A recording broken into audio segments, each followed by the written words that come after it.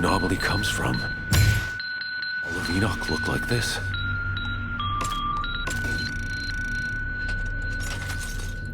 So I finally got the last status power buff on this build.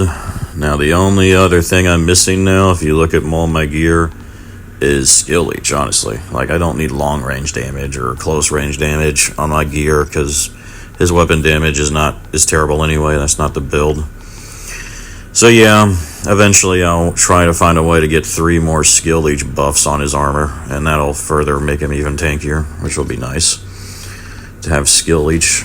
At that point I'll have a decent amount of it too, and with how much, of course most of my healing is from the weapon leech stacking with the feed the flame spamming.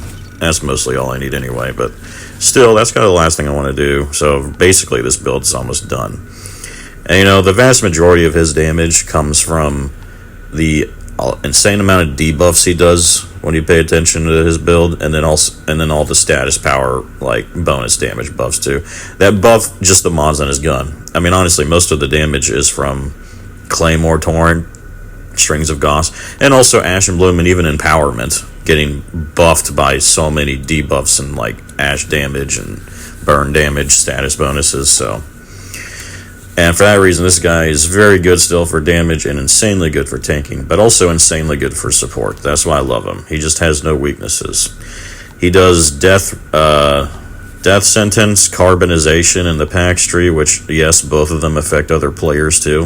And then, of course, vulnerability. And with his spam build plus a status power build, he basically keeps every debuff on every enemy constantly. And you also see he keeps everything on the field immobilized too, and he slowly whittles the whole field away too because of how much he spams just for Ash and Bloom and empowerment damage with the debuffs. He just slowly whittles the field down too. Really good to pair with a Flame Leper techno, and he basically is a Flame Leper version for the Pyro, I would say. But yeah, and he's all purple build.